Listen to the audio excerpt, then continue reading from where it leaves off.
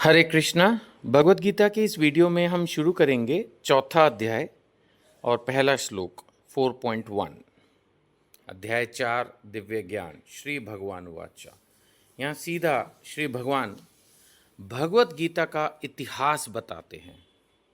आमतौर पर सभी लोग ये सोचते हैं कि भगवत गीता 5000 वर्ष पूर्व भगवान ने अर्जुन को सुनाई, लेकिन इसी भगवत गीता के चौथे अध्याय में भगवान बताते हैं कि करोड़ों अरबों साल पहले ये ज्ञान मैंने सूर्यदेव को भी दिया था। तो इससे हमें ये पता चलता है कि भगवत गीता सिर्फ 5000 साल से नहीं है, भगवत गीता लाखों करोड़ों अरबों साल से है। एज इट इज़ है, इस ज्ञान में कोई चेंज नहीं है।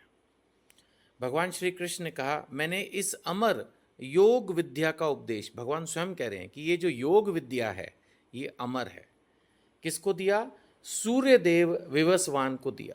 सबसे पहले इस भौतिक दुनिया में, ऐसा नहीं है कि उससे पहले भी भगवत गीता नहीं थी, भगवत गीता उससे पहले भी थी, लेकिन इस भौतिक दुनिया में सबसे पहले सूर्यदेव को यह ज्ञान प्राप्त हुआ। सो मैंने इस अमर योग विद्या का उपदेश सूर्यदेव विवस्वान को दिया, और उन्होंने क्या किया? मनुष्य के पिता मनु को उपदेश दिया। मनु ने फिर क्या किया? उसका उपदेश इक्ष्वाकु को दिया। एक्चुअली पहले गुरु परंपरा का सिस्टम था, गुरु अपने शिष्य को, फिर शिष्य अपने शिष्य को, ऐसे नॉलेज आगे पास ऑन होती थी। चौथे अध्याय के ही दूसरे श्लोक पर चलेंगे। यहां पर भगवान क्या बता रहे हैं? इस प्रकार यह परम विज्ञान गुरु परंपरा द्वारा प्राप्त किया गया, यानी हर आदमी अपने गुरु से ये ज्ञान लेता गया, और राजर्षियों ने इसी विधि से इसे समझा। राजर्षि का मतलब क्या हुआ? वे राजा जो ऋषि के समान थे, है ना? या दूसरा अर्थ एक और निकलता है राजर्षि वर्ड का, वे ऋषि जो ऋषियों के राजा थे।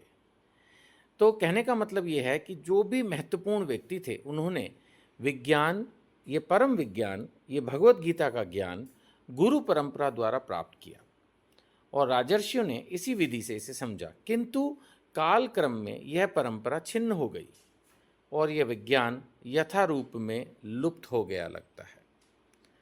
अगले श्लोक में भगवान बता रहे हैं कि आज मेरे द्वारा वही, यह प्राचीन योग, वही, मैं नया नहीं बता रहा हूं, मैं नई भगवत गीता नहीं बता रहे अर्जुन, ये वही प्राचीन योग।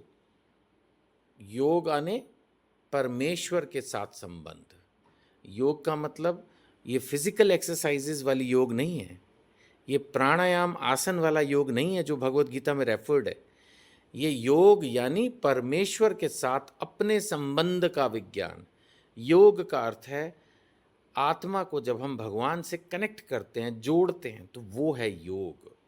सो आज मेरे द्वारा वह प्राचीन योग यानी परमेश्वर के साथ अपने संबंध का विज्ञान तुमसे कहा जा रहा है, वही पुराना अमर विज्ञान, हे अर्जुन, जो करोड़ों अरबों साल पहले सूर्यदेव को दिया था, जो कुरु परंपरा से चला आ रहा था, फिर किसी वजह से टूट गया, आज रीस्टार्ट करने के लिए, दोबारा तुम्हें समझाने के लिए मैं आपसे कह रहा हूं। तो तुमसे कहा जा रहा है। क्यों? तुम्हें क्यों बता रहे हैं भाई?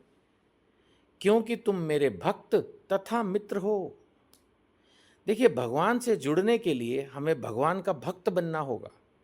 भगवान के शब्दों में श्रद्धा चाहिए। जब तक श्रद्धा नहीं, तब तक भगवत गीता को अगर हमने सुन भी लिया तो हम इसको समझ के अपने जीवन में बिल्कुल भी अप्लाई करने की कोशिश नहीं करेंगे। तो श्रद्धा तो बहुत ज़रूरी है, श्रद्धा से ही भक्ति का जन्म होगा। तो यहाँ पर लिखा है क्योंकि तुम मेरे भक्त तथा, इसके अलावा एक क्वालिटी और भी है कि तुम मेरे मित्र हो। भगवान के कुछ लोग भक्त जो हैं वो दास्य भाव में भी होते हैं, कुछ शांत भाव में भी होते हैं, कुछ वात्सल्य और माधुर्य भाव में भी होते हैं, और उन्हीं में से एक भाव जो 5 मुख्य भाव हैं, उनमें एक ये मित्रता का भाव भी होता है।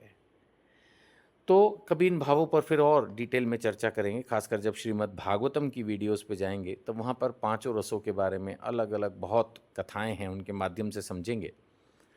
भगवान कह रहे हैं कि ये ज्ञान मैं तुझे दे रहा हूँ, क्यों? क्योंकि तुम मेरे मित्र तथा भक्त दोनों हो, अतः तुम इस ज्ञान के, इस विज्ञान के दिव्य रहस्य को समझ सकते हो। एक्चुअली भगवत गीता को कोई भी पढ़ेगा ना, अगर वो भगवान का भक्त नहीं है तो उसको ये एक बहुत ही साधारण, या हो सकता है बहुत ही कॉम्प्लिकेटेड बुक लगे।